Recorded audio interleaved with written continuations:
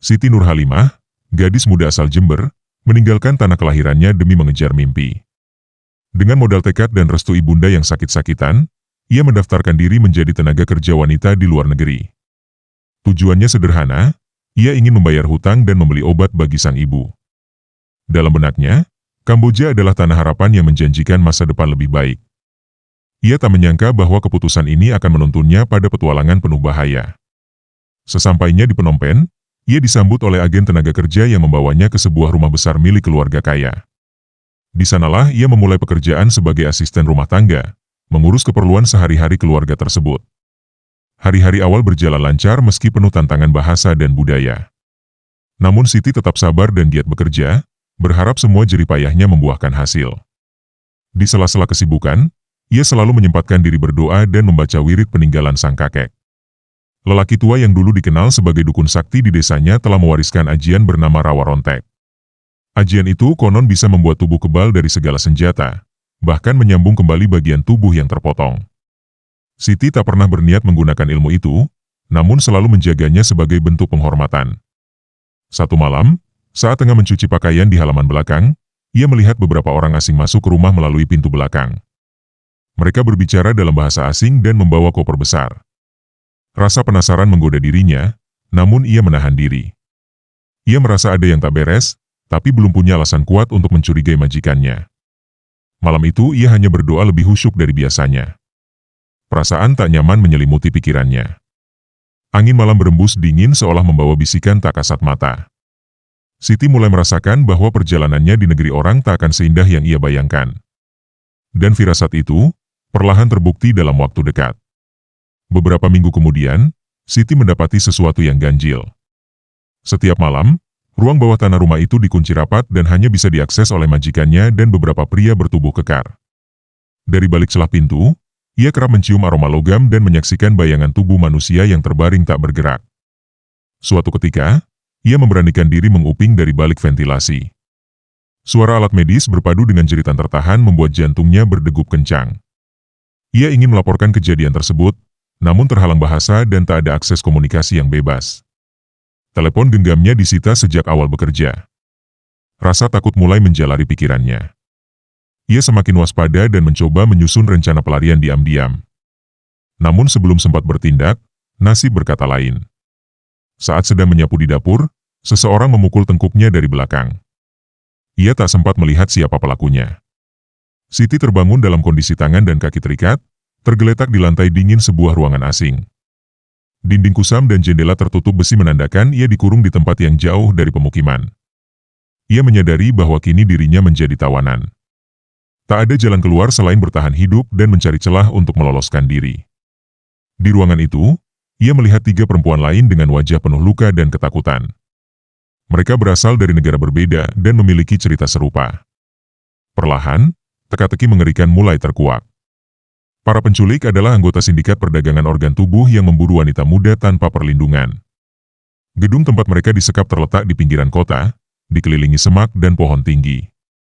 Bangunannya besar, namun tak terawat. Aroma lembab bercampur darah menguar dari lantai-lantai atas.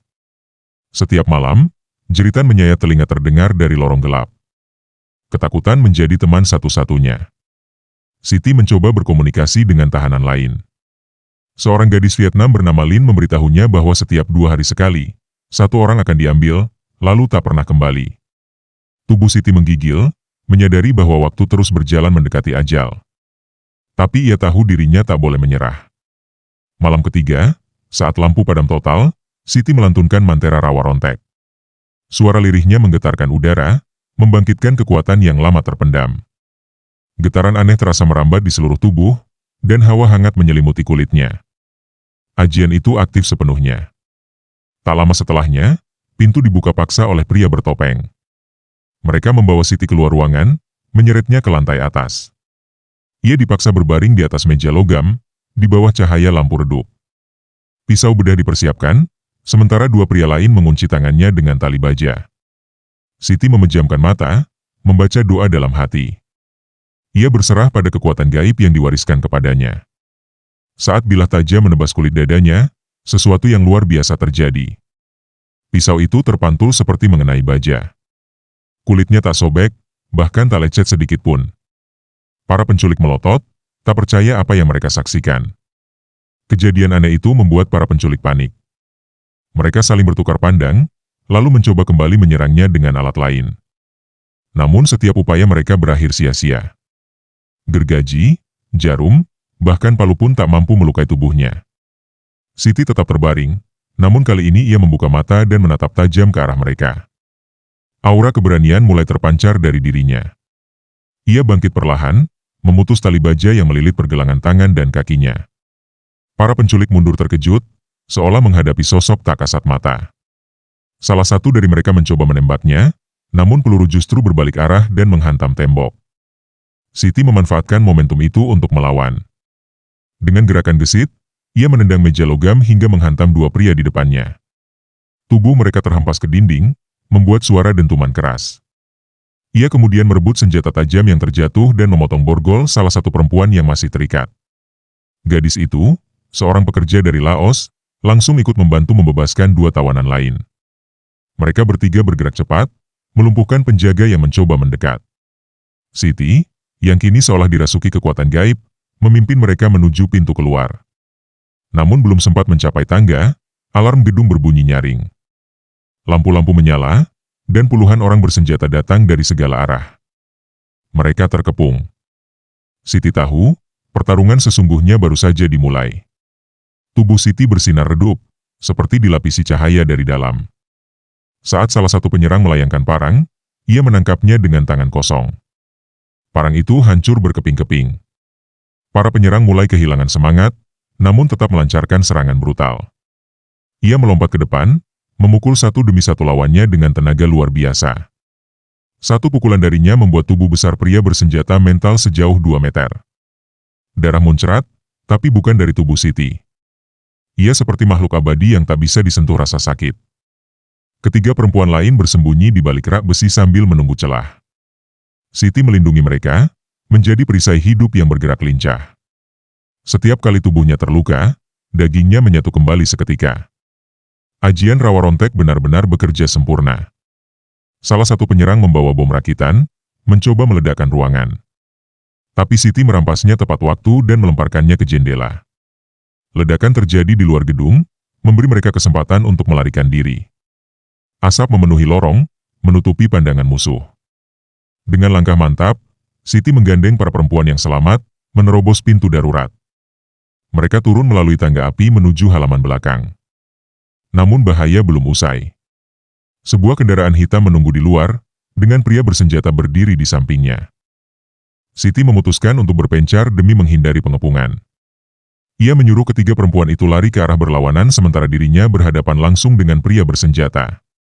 Dengan sekali tebas, tongkat baja milik penjaga terbelah dua oleh sabetan tangan kosongnya. Dalam kekacauan, Siti berhasil membajak sepeda motor tua yang diparkir di samping gudang. Ia melaju kencang menembus hutan kecil yang mengitari gedung tersebut.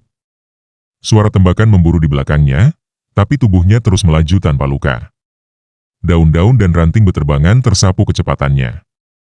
Ia belum tahu kemana harus pergi, namun insting membawanya menuju kota kecil di pinggiran Phnom Penh. Di sana, ia mencari tempat persembunyian sementara.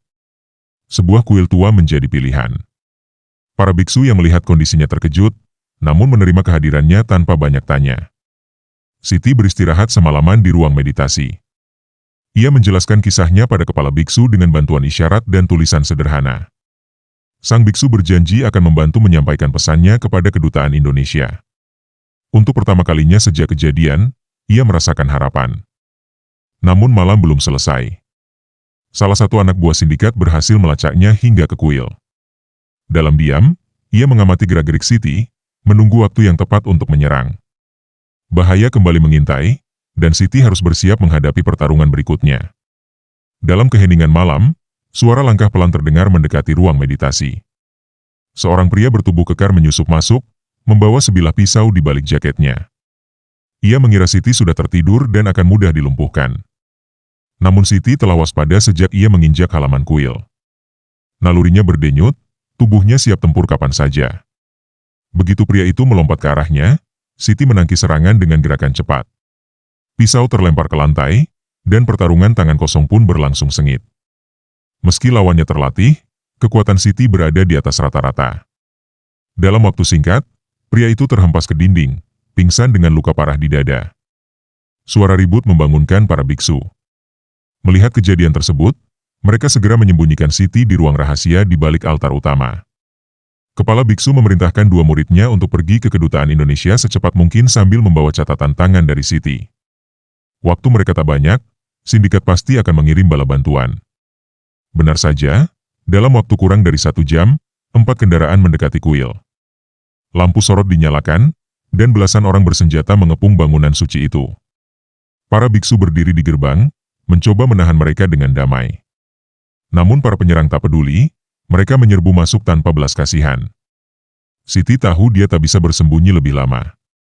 Ia keluar dari ruang rahasia, menghadapi mereka seorang diri. Dengan satu seruan mantera, tubuhnya bersinar lebih terang dari sebelumnya. Serangan demi serangan diluncurkan kepadanya, tapi tak satu pun yang berhasil menyentuh kulitnya. Dalam sekejap, ruangan itu berubah menjadi arena peperangan.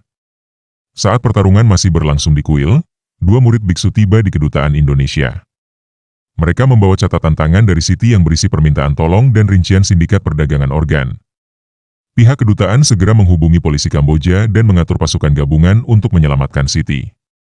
Kabar itu juga sampai ke telinga petugas Badan Perlindungan Pekerja Migran Indonesia, BP2MI, yang langsung menghubungi keluarganya di Jember. Ibunya, yang sudah lama tak mendengar kabar, menangis haru.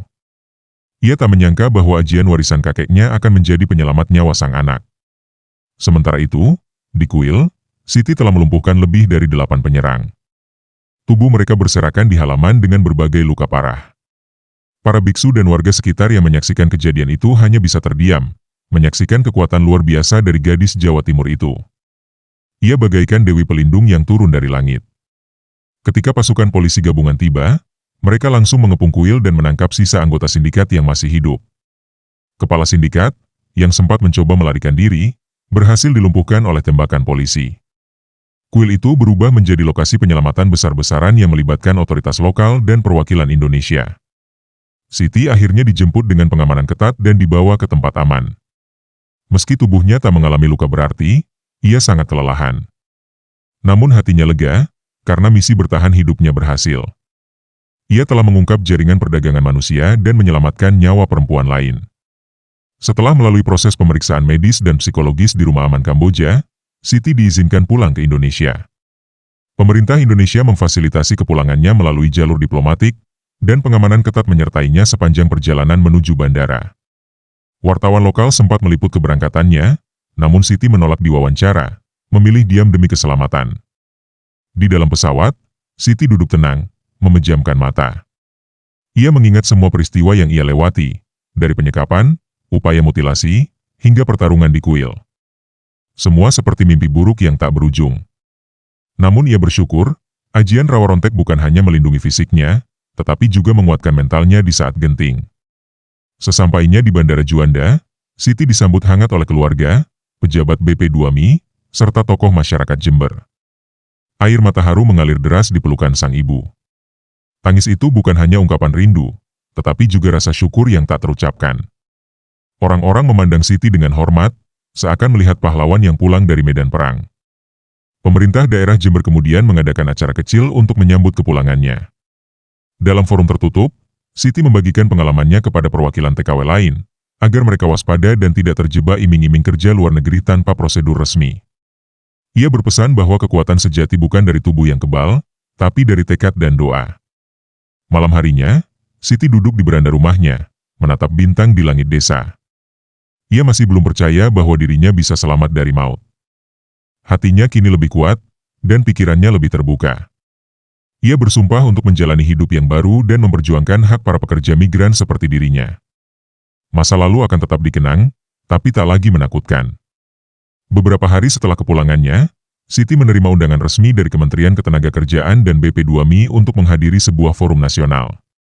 Acara tersebut membahas perlindungan TKW di luar negeri, dan Siti diminta menjadi narasumber utama. Ia sempat ragu, tapi dorongan dari keluarganya membuat ia menerima undangan itu dengan hati mantap. Dalam forum yang digelar di Jakarta, kehadiran Siti mengundang perhatian luas.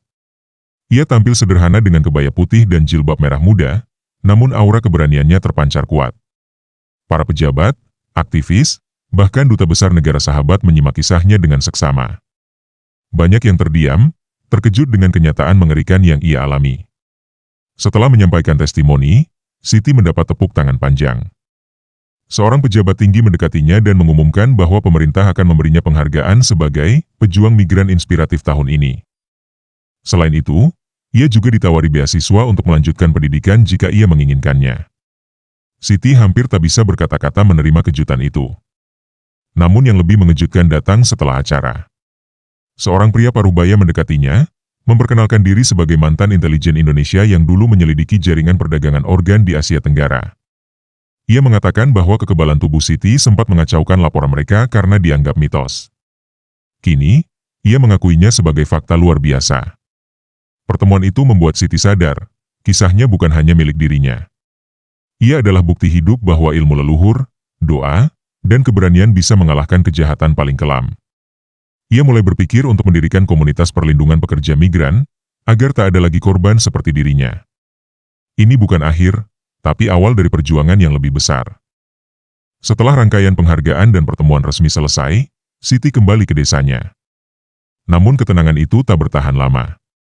Suatu malam, ayam peliharaan tetangga ditemukan mati dengan luka aneh di lehernya. Tak lama kemudian, rumah Siti dilempari batu oleh orang tak dikenal. Warga mulai khawatir, suasana mencekam menyelimuti desa. Siti merasa ada sesuatu yang tidak beres. Ia merasakan hawa dingin yang familiar, seperti saat pertama kali disekap di Kamboja. Ia lalu berkonsultasi dengan seorang kiai sepuh di daerahnya. Sang kiai menyebut bahwa sisa-sisa dendam dari sindikat belum sepenuhnya padam. Ada pihak yang mencoba mengirim santet dan teror gaib untuk membalasnya. Demi menjaga keselamatan keluarga dan warga sekitar, Siti mengikuti saran sang kiai untuk menggelar ritual tolak bala. Malam Jumat Kliwon, halaman rumahnya dipenuhi warga yang membaca doa bersama. Siti memimpin zikir dengan lantang, dan tubuhnya memancarkan cahaya tipis saat ajian rawa rontek diaktifkan untuk mengusir energi jahat. Tiba-tiba, seekor ular besar muncul dari belakang rumah dan menyerang arah kerumunan. Namun sebelum sempat menggigit, ular itu terpental oleh kekuatan tak terlihat dari tubuh Siti. Warga menjerit, sementara sang kiai segera membakar kemenyan dan membaca ayat-ayat penangkal. Ular itu menggeliat sejenak lalu terbakar oleh api tak kasat mata. Kejadian malam itu membuat warga semakin yakin bahwa Siti bukan perempuan biasa. Ia telah menjadi pelindung baru bagi desa mereka. Namun Siti sadar, ini adalah pertanda bahwa musuhnya belum selesai. Dendam lama belum sirna, dan ia harus siap menghadapi gelombang teror berikutnya dengan hati yang lebih kokoh dari sebelumnya. Setelah peristiwa ular misterius, Siti merasa perlu memperkuat dirinya. Ia kembali menemui sang kiai sepuh dan memohon agar diajarkan ajian tambahan sebagai pelindung terhadap serangan gaib dan fisik yang lebih kuat. Sang kiai kemudian memperkenalkan ajian langka bernama Balik Geni, ilmu warisan leluhur yang hanya diberikan pada orang terpilih. Ajian Balik Geni konon mampu memantulkan segala niat jahat kepada pelakunya. Siapapun yang berniat menyakiti pemilik ajian ini akan terkena dampaknya sendiri, baik secara fisik maupun batin. Untuk menguasainya, Siti harus menjalani tirakat puasa muti selama 7 hari 7 malam di atas bukit kecil yang dianggap sakral oleh warga setempat. Di atas bukit itu, Siti bertapa dalam sunyi, hanya ditemani angin malam dan desir dedaunan. Setiap malam, ia membaca doa dan mantra, menjaga agar pikirannya tetap bersih dari dendam. Sebab ajian Balik Geni tak bisa dimiliki oleh orang yang masih menyimpan amarah. Ia harus benar-benar pasrah dan ikhlas menghadapi segala bentuk serangan. Malam ketujuh datang dengan hujan lebat. Petir menyambar langit, dan angin menderu kencang. Di tengah badai, Siti melihat bayangan-bayangan hitam menari di kejauhan, pertanda ujian akhir ajian akan dimulai. Sosok-sosok tak kasat mata menyerangnya secara bergantian, membawa wajah-wajah dari masa lalu yang hendak menakutinya. Namun Siti tak bergeming. Ia mengatupkan tangan, membaca doa terakhir, dan tiba-tiba tubuhnya menyala seperti bara merah menyala. Suara dentuman terdengar, disusul cahaya terang membelah langit. Semua bayangan menghilang, angin berhenti berhembus. Siti membuka mata dengan tubuh bergetar, merasakan kekuatan baru mengalir dalam nadinya. Tak lama setelah menguasai ajian Balik Geni, malam di desa kembali berguncang. Seorang warga yang baru saja pulang dari luar negeri mengalami kesurupan mendadak. Ia mengamuk, memanggil-manggil nama Siti, dan mengancam akan mengambil jantungnya untuk menyelesaikan ritual yang gagal di Kamboja. Warga ketakutan, dan berita pun cepat menyebar. Siti langsung datang ke rumah warga yang kerasukan tersebut. Dengan mengenakan selendang putih warisan ibunya, ia melangkah masuk tanpa ragu. Suasana di dalam rumah pengap dan gelap, aroma kemenyan terasa pekat. Sosok yang kerasukan menatapnya dengan mata merah menyala, lalu mengeluarkan suara dalam bahasa asing yang tak dipahami siapapun. Namun Siti mengerti. Itu adalah bahasa ritual hitam dari kelompok pencuri organ yang nyaris membunuhnya. Tanpa ragu, ia mengaktifkan 2 ajian sekaligus, rawa rontek untuk perlindungan, dan balik geni untuk melawan. Tubuhnya bersinar temaram, dan bayangan hitam mulai berputar di sekeliling ruangan. Pertarungan antara 2 kekuatan pun dimulai. Angin kencang menyeruak dari dalam rumah, benda-benda beterbangan. Siti memejamkan mata, membaca ayat-ayat suci dengan penuh keyakinan. Tiba-tiba tubuh orang yang kesurupan itu kejang hebat dan berteriak keras. Sosok gelap yang menyatu dalam dirinya mencuat keluar, berbentuk seperti bayangan hitam tinggi besar dengan mata merah membara. Namun sebelum makhluk itu menyerang, api gaib dari tubuh Siti memantul deras dan melumat wujud bayangan itu. Jeritannya menggema hingga ke perbatasan desa. Setelah makhluk itu lenyap, suasana langsung hening. Orang yang kerasukan roboh tak sadarkan diri. Warga berhamburan masuk, menyaksikan wajah Siti yang tenang, namun matanya tajam penuh peringatan.